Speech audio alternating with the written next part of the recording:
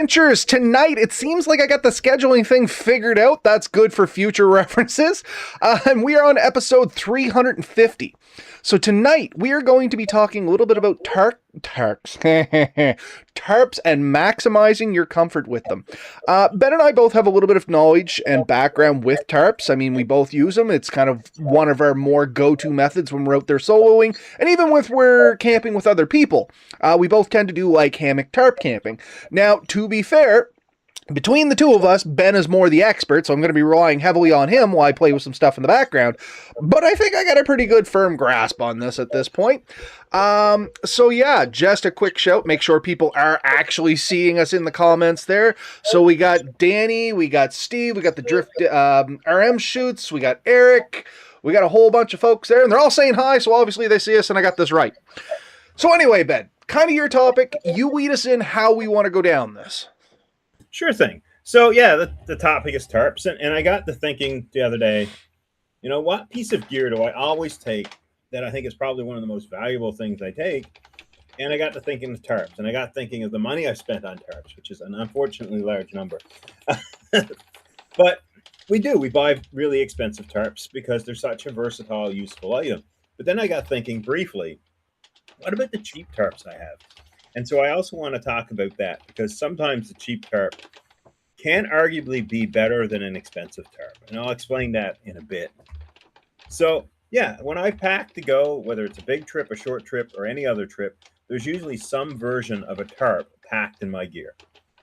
And it can be a small tarp, it can be a larger tarp, it can be an ultralight tarp, or it can just be a throwaway tarp you get from like the dollar store, Canadian Tire, or anywhere else. And I've even used, in a pinch, shower curtains or large plastic bags to create the same effect of a tarp. So what is a tarp for anyone who's unsure what we classify? A tarp is any piece of material that can be strung up or laid down to protect you from the environment's moisture and almost anything else. So it is simply a square or rectangular piece of material that you can use in various ways. Generally waterproof or at least water resistant, and definitely windproof. Would you say that's accurate? I would say that is entirely accurate. And to be fair, I just came back for the what do we consider a tarp. Everything before that, still going to agree with you 100%, but I'm going to not lie. I was playing with settings. I only got bits and pieces of it. But yeah, no, I caught the gist 100%. That's a very accurate way to describe a tarp. And like you said, it doesn't necessarily have to be the most expensive one. Sometimes, which we're going to talk about, cheap works. It does. Sometimes, and I often prefer cheap, and I'll tell you why. If I'm going to do anything that's going to cause harm to my tarp, I'd much rather do it with a cheap tarp. And so, ground sheets, for example, if I'm going to put it down on a spot with sticks and sharp rocks and things like that, where I'm going to be walking on it, I don't want to do that with my Sil nylon tarp. I don't want to do that with a tarp I just spent $150, $200, or even $80. And I think I've spent all those numbers on tarps over the years, and more or less. And yeah, my expensive good tarps, my prize tarps, they're used in a very particular manner so that they aren't destroyed, so I can continue using them. And I like how they fold up neatly and they're very reusable. But sometimes you want something that you don't mind putting the fire a little closer to, or you don't mind people walking around and grinding their feet into it. And that's where a cheap tarp comes in handy. Okay. Right? So then we mentioned how do we make life comfortable with these tarps? Because a lot of people, I'm sure, have the tarps and they're like, yeah, all I use it for is to string it over the head in case it rains. And that is a good method, 100%. That is oftentimes my emergency backup. If you're hiking or traveling in or just got back from a canoe across a lake and you're setting up and it starts raining, the very first thing you end up doing is stringing a tarp up to provide shelter from the weather and get your gear and stuff that you want to keep dry and protect it in underneath that tarp. So that's a great method. All right. No, 100%. And I think, like, honestly, like you said, that is the original tarp, use for a tarp. At the end of the day, it's just your covering. You know what I mean? Anything that really gets you out of the weather, protects you from the elements. So it could be your shelter. It might just be your gear cover. Might be as simple as a bivy bag at the end of the day. You know what I mean? But yeah, I think you hit the nail on the head. Basically, once you get in there, you get your stuff covered, you get your tarp layout set up. It all comes down to where are you and what's going on around it. Because I know if it's like an area where there's a big bonfire, much like you said, I'm not bringing $100 tarp for those, firebrands or chiggers or whatever you want to call them to potentially come out and melt a bunch of holes into them. You know what I mean? 100%. Yeah, I mean, we call them flankers, but you get an ember or something flick out of the fire and hit a nylon or polyester tarp or many of the other materials. Tyvek, I've seen people use Tyvek. There's Cuban fiber that used to be popular there for a while. There's all these different materials. A lot of them will melt or damaged by extreme heat. Some will shrink up a little bit. They get awkward to use. I've used clear plastic poly, and a bit of duct tape to go around the edges. You're making a super light tarp, but only resistant to so much, right? Yeah, 100%. And definitely a good spot there just to swap into, like we said, a cheaper tarp. And there's nothing wrong with a cheap tarp. And I guess the first statement I'm going to stay on this is I started cheap tarp wise. Actually, I guess I got to point the other way. Ben, funny enough, at the 2016 Nova Scotia Bushcraft gathering, very first one we had, I was one of the first folks there because I was helping at the time the coordinator set up some stuff. And I had brought my tarp, brought my hammock. This is when I first got the hammock. Ben knows the one I'm talking about. And I just did a dollar store tarp and set myself up. And I slept there for 2 or 3 nights. Zero problems. And I mean, the biggest thing that I had to say about that cheap tarp, it was a little hot. You know what I mean? But that was less the tarp and more my setup. Once again, it was the first time I met Ben, and he had walked by, was looking at the tarp setup, and actually gave me a few pointers. Originally, I think I was set up beside a wood pile or something like that. I got a picture here. Hold on. If I can figure out how to bring it up. But anyway, I was set up like next to a wood pile. I had trees around me. I just dug out enough place to put my tarp. And literally Ben walks by and goes, dude, you know, if you clear that out a little bit, you're going to get better airflow. And I was like, you know what? I don't think, why do I got to worry about airflow with a tarp? I mean, it's a tarp.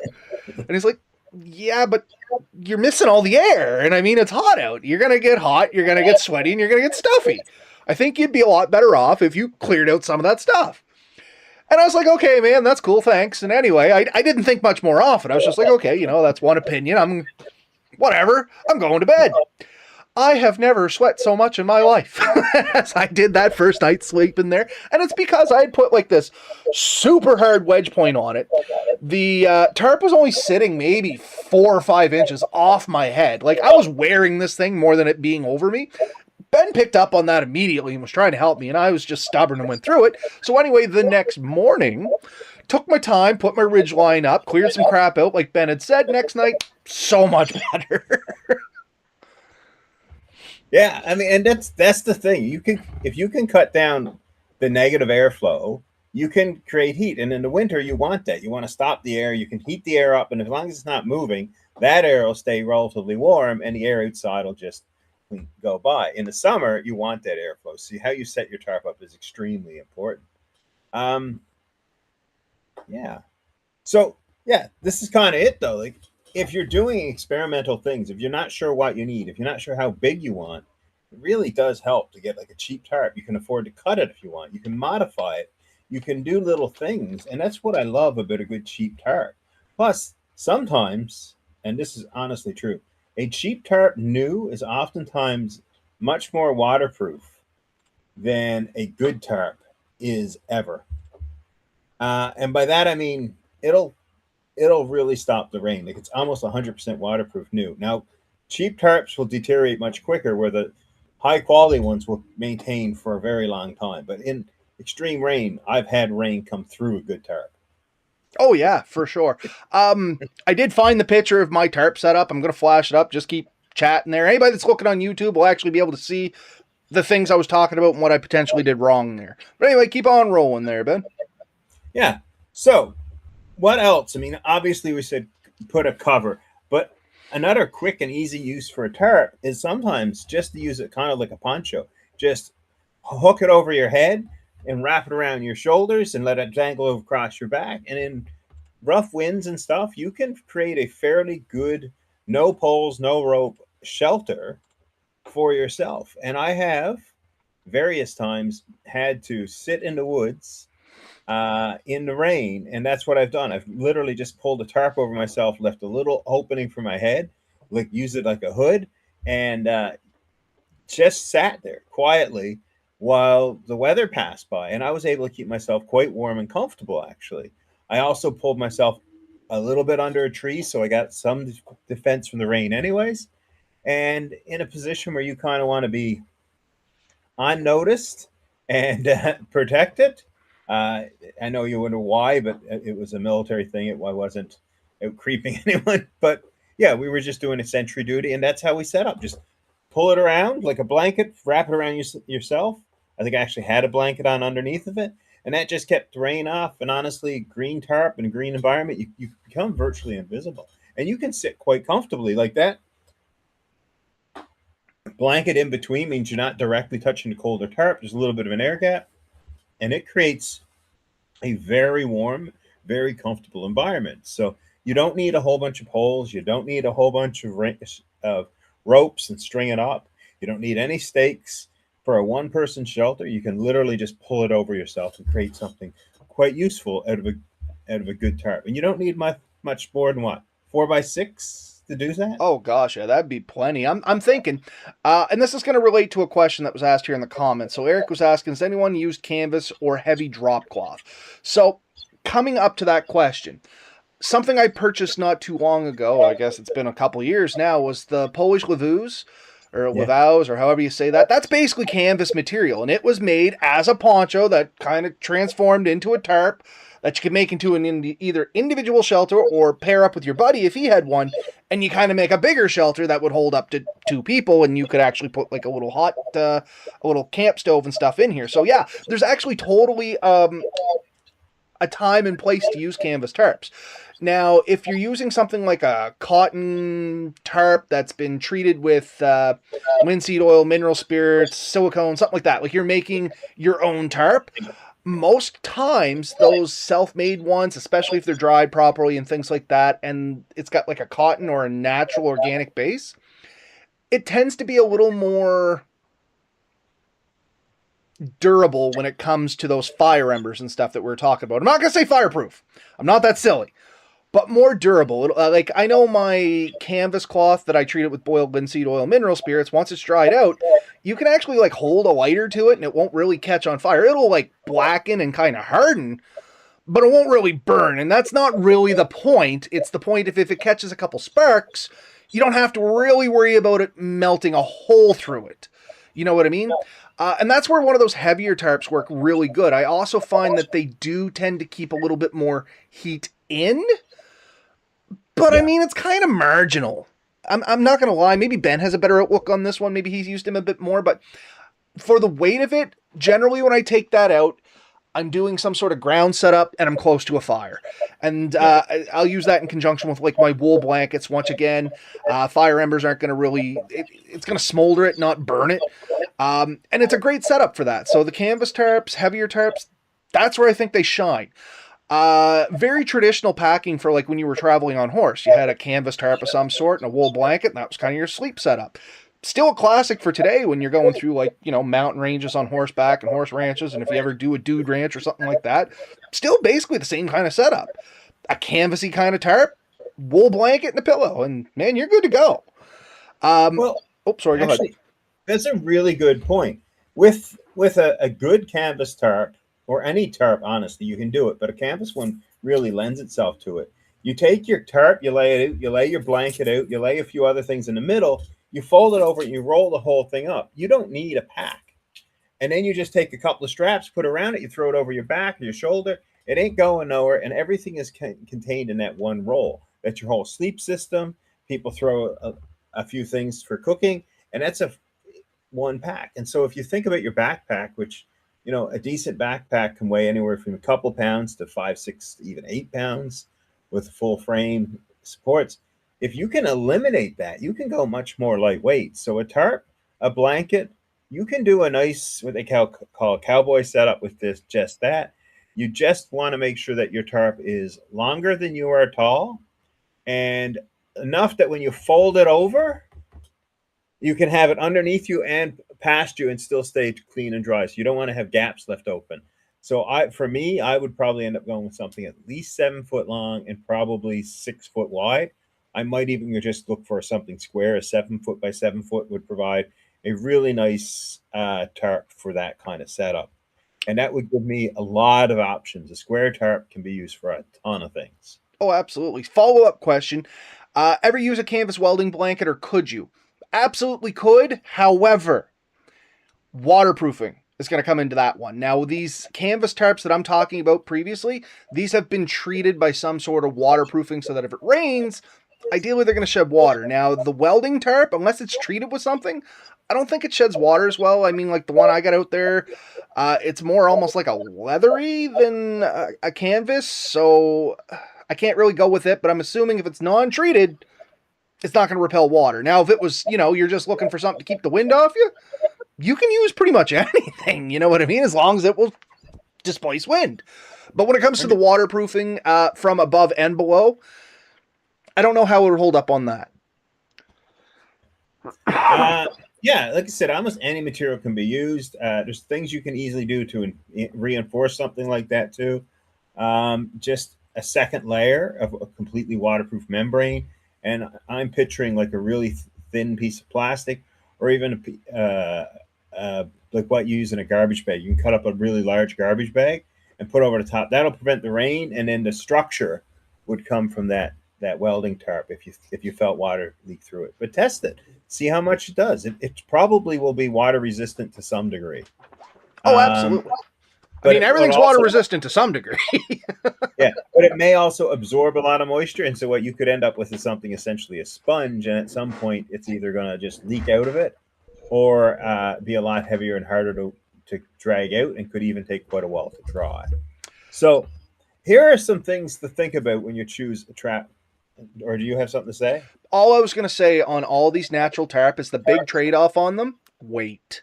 That's where your synthetic tarps and even your poly tarps and stuff like that, the weight and space savings is the big advantage to those. Now, once again, with this canvas tarp, cowboy setup, generally the horse was carrying most of the weight, so it wasn't really a big problem. You put it behind your saddle, wrapped it, set it down. It was low on the horse's back. They didn't notice the weight, and it really didn't get in your way. You know what I mean? We're talking classic cowboy setup here. It would set on the back. You'd usually have a couple packs on either side. Then you'd have like your mare's leg or something across your front leg. That's your whole setup. Like the horse is taking everything, including you. Yeah. If you're going to throw it on your back and carry all this stuff, it's going to be really heavy. And these are the things you want to consider when you're looking for a tarp. One, what is its waterproofness or resistance? Two, how much does it weigh? And three, how durable it is. And I think these things will change. Like you said, durability is a lot of things. Like how durable is it to physical impact, scuffing, marking, things like that? How durable is it to flame and other things that it could be exposed to? A good heavy tarp that you might, like if you're in a fire, you might consider like a wool blanket. Wool is fairly resistant. And especially if you moisten it, you could run through a fire if you had to. Like if you're in a fireplace and you're trying a fire situation, you're trying to escape. Keep chatting. I'll be right back, Ben. That might be a method. The welder's blanket, but also you just wrap it around yourself and sort of run through the flame, get it through as quick as you can because the heat's going to still be unbearable, but it should keep the flame from burning you and your clothing. So that's a good use for something like that. But I think the other side of this thing is finding something that meets those criteria and then is a size large enough for your goals. All right, so this is just my standard wool blanket. I'm pretty sure this is the one I torched a corner on. I was going to give an example. Okay.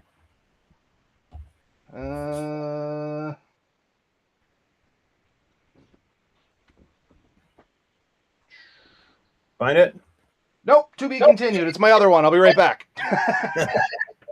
So yeah, so the things you'll end up doing with this tarp, and I think this is how you make is creating types of shelter, protecting gear, anything you have is wet, you can either just cover it with the tarp. It doesn't need to be much. You can throw your bag and stuff down on the ground, just throw the tarp over it and put a couple of rocks around so it doesn't blow away, and that will protect gear. If you have something like a canoe or something, you want to make a really impromptu quick shelter, you can hook the tarp over the top of the canoe, tip it on its side, and you have that natural area that you can stretch it out from. So you wedge your canoe on its side, put that tarp over the top, and bring it over, and you will have a shelter that you can crawl in underneath. You'll have plenty of room. It'll be waterproof, and it'll actually be fairly wind resistant all around. Like any wind that comes will just clean over it. You find it? I did, and I'm going to give a hint to anybody that likes to buy wool blankets.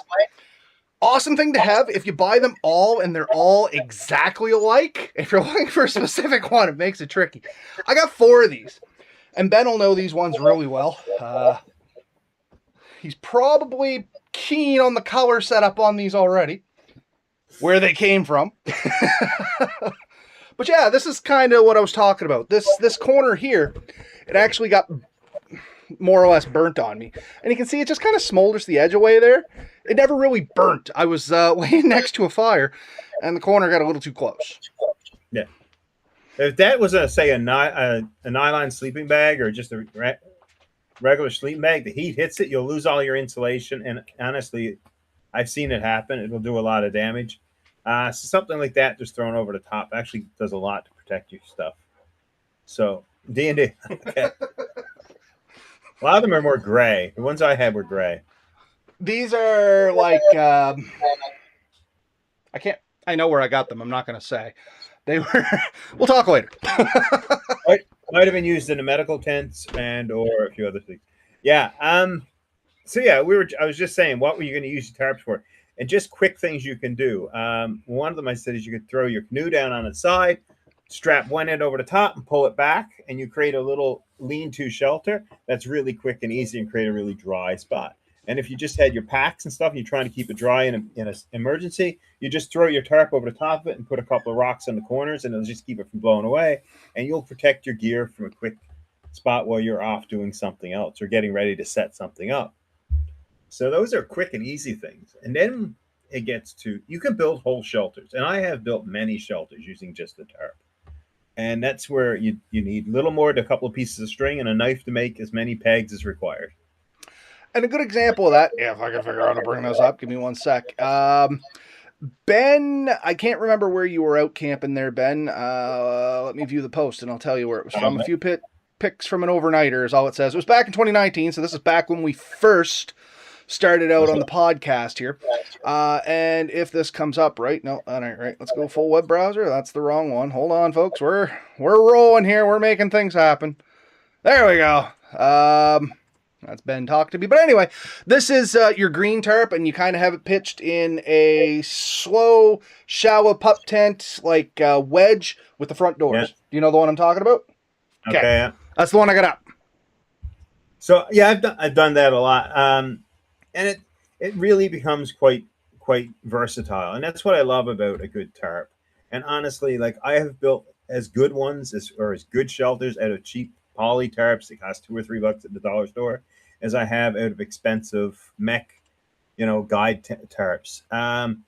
Things that I really look for in a good tarp, and this is things that I think people should, even if you're making your own with a piece of poly or Tyvek, lots of grommets or lots of loops that you can use as grommets.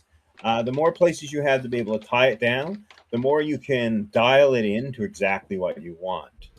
And I also just generally keep a whole bunch of lengths of guidelines set up with press-it knots already on them. So when I want to make adjustments, I could quickly do it.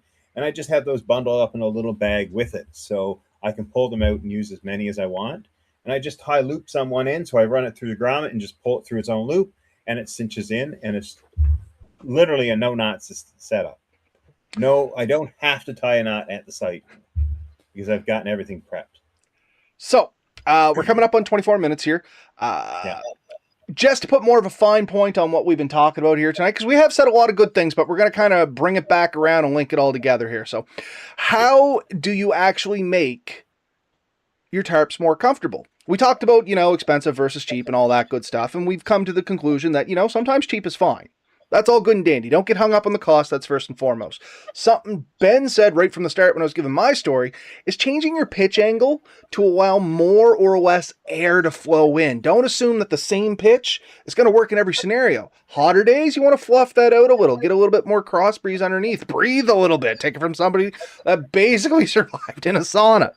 Winter, maybe you do want to close it up a little more, and this is where some of those more expensive tarps may come in handy because they do have different shapes and configurations that might give you a few more options in that case. So like Ben was saying and what we showed with the green tarp there, it's an asymmetrical tarp. Is that what you said, Ben? It's not exactly symmetrical. It's a weird shape or something. In any case, it has the door flaps there on the end. Like you seen, it went a little lower in the feet, so that's going to wedge the air up over it because the way where he had this set up, it was rather cold at the time. I think, judging by the date, I could be wrong. So we'd want that wind to go over, not in, and then the doors behind it would keep any circulatory breeze from coming in on his head or feet or whichever way he happened to lay in that tarp. So just the configuration of it, changing your tie outs or using some tie outs that maybe you haven't used in the past might be a good idea to just control that airflow everywhere. Controlling the airflow is like controlling the comfort in your tarp. Does that make sense, Ben? Yeah, it does make sense. A couple of things to quickly add along with that.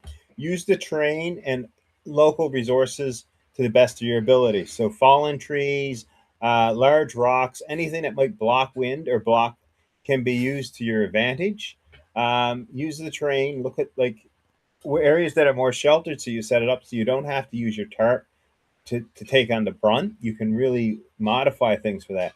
And then when you set up your tarps, set them up in a way so you can adjust airflow. So in some place you can either like put a stick in and rise it so air can get underneath, and then you can pull that stick and tie it down when you want to prevent airflow. And doing that, you can actually make it really comfortable. And if you set it up right, so generally you want the back sides facing towards the wind, then you can have a small fire in the front, and that'll reflect heat inside, like it'll radiate heat inside your tarp. And the tarp will keep the wind going over the top and prevent the wind from blowing on your fire and making it very erratic and hard to control, which means you're going to have a much more comfortable night. So you can set up a super simple and easy structure with just one tarp and a couple of strings and a couple of pegs, right? Like you don't need much to do a really solid shelter. Here's my question to you, and I want everyone's opinion, so feel free to reach out. What is your ideal tarp size? And I think every situation changes a little bit. But what is your ideal, and what is the smallest tarp you would consider carrying? And what is the biggest tarp you would carry on a regular trip? And I think those numbers will be different for everyone. But Absolutely. So the drifting sport, Steve over there, during the comments while we were chatting, he said 10 by 10 I found to be a bit big for the woods. It needs some space to pitch. 10 by 10 is, like, it depends on the situation. Just to answer Ben's question on this one, because I am not a tall person, I can get away with a 6x6 tarp. I mean, I am just fitting under it, but I could do it in a pinch if I was trying to cram every ounce of weight and packability out of it. I can get away with a 6x6. Ideally for me, I like 7x7, 8x8. You know what I mean? 8x8 is kind of my ideal size because I'm wider, I'm shorter, but this also gives me the availability to do different things with the tarp. Smaller than that, I find my options are limited. Bigger than that, my options get really complicated and I might need an extra set of hands, at least for me. So there's an answer for me, for you folks to think. What about you, Ben? Well, one thing with a larger tarp, I often consider that all of the tarp doesn't have to be above me. So what you can do is fold part of that bottom underneath, and that becomes a ground thing for you. So if you set it up, you actually have a place to put your gear and keep it off the ground. So if you have a large one, take a 10 by 12. It's one of my favorite sizes. A 10 by 12 allows me to set it up the width-wise of 10, and then I come out and I may only put like 6 feet out and then use the other 4 feet as my ground. And that'll create me a little lean-to style with some open ends that I can just cinch down. That 10-foot width or that 8-foot width gives me 2 feet that I can play with and still be underneath it with 6 feet. So that's a really good option. With a smaller tarp, like say a 6x6, I will tend to use it in a diamond configuration. And that means you use the 2 points as your highest points, and then you bring your other 2 points down. You don't get a lot of side protection, but it's more than enough for a 6 foot person to be under and have extra room because you end up, I don't know the exact uh, dimension, but it's like 8 feet from corner to corner, maybe even a little bit more.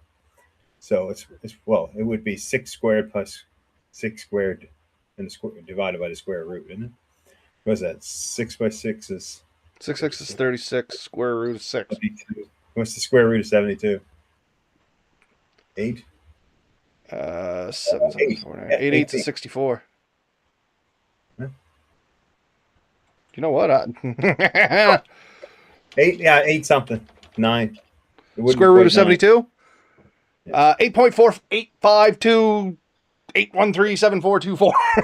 So let's say Yeah. 8.5 for the sake of argument on this. So your ridge line will be 8 feet, and that's more than enough to get yourself underneath. And you can do a very versatile. Like you can get through most situations in that with even be a relatively tall man. 7'7" gives you way more options, and I really recommend that. It's probably the smallest what I would intentionally carry out for all options.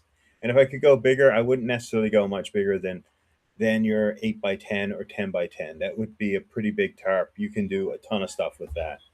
I have a 10 by 12, and I love it for building a winter shelter for my hammocks.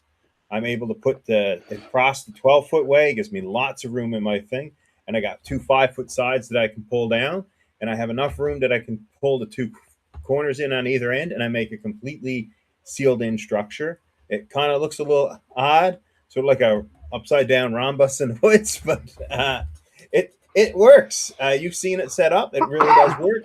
I can get Yeah. in.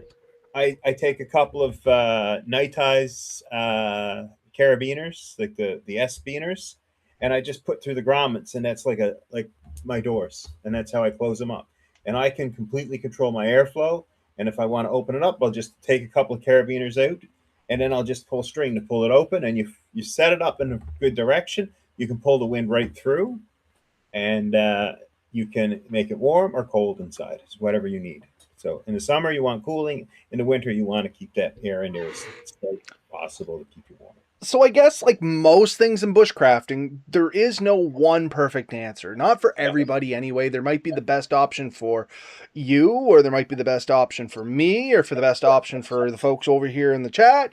But there is no one option that's going to be great in every scenario. So to tailor your experience, you need to tailor your tarp to what you're going to be doing. So like I said, if I'm going to be sleeping on the ground, I do a cowboy tarp.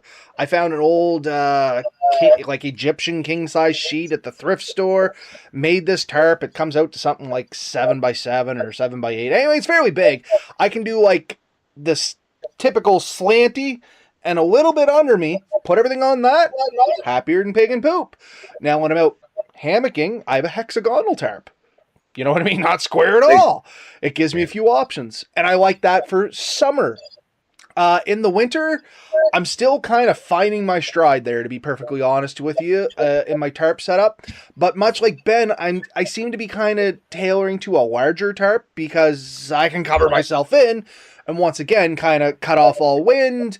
I'm even looking at maybe getting ones. And I know somebody we used to know looked at making a hammock, not a hammock, a tarp for a hammock that would allow a stove in it. No, it exists. There's two. And that's the thing. He used to have one, Jeremy. Yeah, Pomali and One Tigress both graded one, and they're still available. Last I checked, you can buy them. They're not ridiculously expensive. So they are an option. I don't know if Jeremy's name is attached to them anymore, but they are available. I used to be able to look up the Wolf Den or something like that, I think it was called, and you would find them on Amazon. But yeah, Pomali and One Tigress both sold a version of that, and I think there's a couple of knockoff brands since then for that. I won't go into the story for that because I think there's a lot to it. That's for Jeremy to tell, not us. Yeah, that's not our story.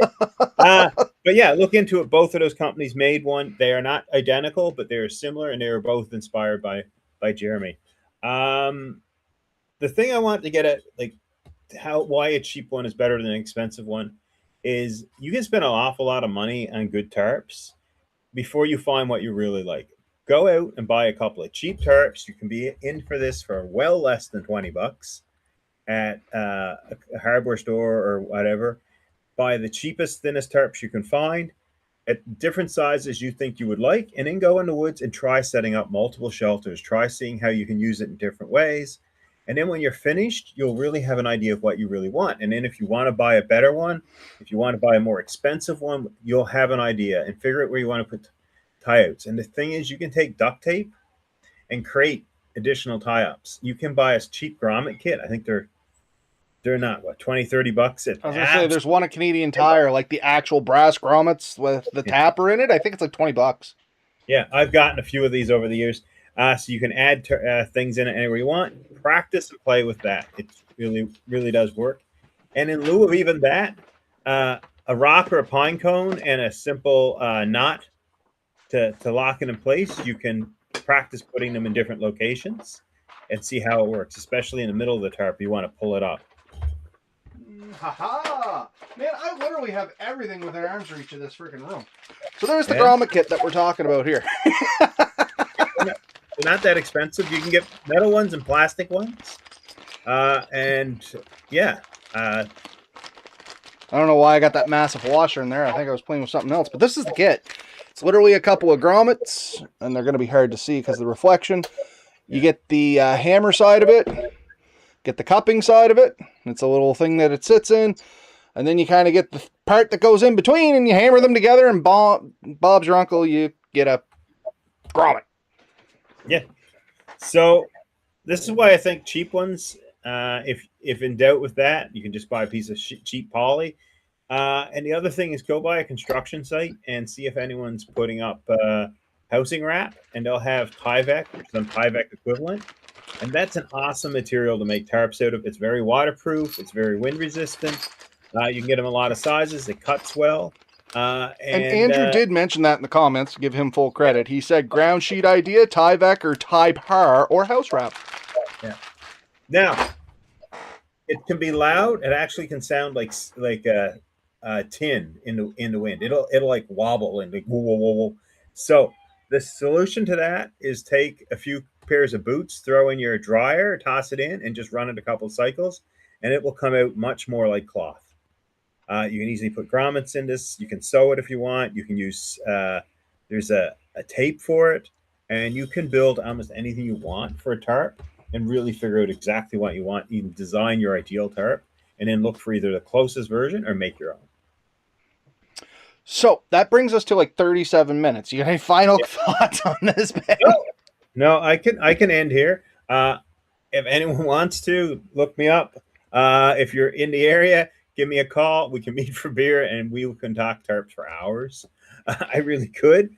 But yeah, no, they're a very fun thing. They're very easy to play. And if you're trying to get into bushcrafting, it is a really good place to start. Building shelters in different spots and learning to stick one up really quick and take it down and use it to get the most out of the wind and the rain and snowstorms and stuff. You start to see how it's such a usable item. And honestly, a nice lightweight one will fit in your pocket, especially on a big winter coat, and you can carry it anywhere. 100%. And it's all skills you can practice in the backyard. You can go in the woods, and we encourage you to go to the woods. But if you are starting out, all things you can do in your backyard. I got stuff falling over here now. All stuff you can do in your backyard or even in your house. My office here, I've had a tarp and a hammock both set up in here when I was learning it. I just tied some eye hooks into the beams in the corner of the walls. Man, I was good to go. I don't recommend that if your wife is not into it because it might cause problems. But I had to fill some holes in after the fact. I since moved out to the sunroom. But yeah, like my office, I practiced a lot of my skills in this very room when I first started getting into bushcrafting. Like I had a decent woods background, but when I started trying bushcrafting more related stuff, hammocks, tarps, hand drills, bow drills, stuff like that, a lot of it happened right here on my floor. You know what I mean? If you find a shelter you really like, you get the heights and stuff you want. A quick hint: rather than carrying poles and stuff around, you can cut a couple of pieces of length of string, the length of your poles, and then just find an alder, an aspen, or any small, fast, straight-growing piece of wood, and you can quickly whittle out a couple of poles the exact size and shape you want, and you can make an extremely lightweight shelter that requires very little work and prep, and you can set up anywhere. So if you're looking for something that can beat the most expensive, like Durston style ultralight tent, you can do it with a couple of cheap pieces of plastic and and a couple of pieces of string, and rig something up that will, it may not be quite as fancy. It may set up a little quicker though, honestly, and it can be just as good in the long run. For its advantages. So if you're looking for an ultralight system, I highly recommend getting into making your own cheap, lightweight tarps and figuring out how to do shelters that you really like and enjoy and catered exactly to you. So I'm going to throw one last thought out here, and then I swear we'll be done. And this is more of a fun one. If you want to practice some tarps, what sizes and things like that, you can go into Home Hardware, Kent, those are just the buildings here, any building supply store, and you can get plastic wrap or plastic sheeting that goes between your walls before you put some insulation in. Perfectly clear. You can buy it by the roll. It's not very expensive considering what you get, but it's not cheap if you're just forking money over. Let me put it that way.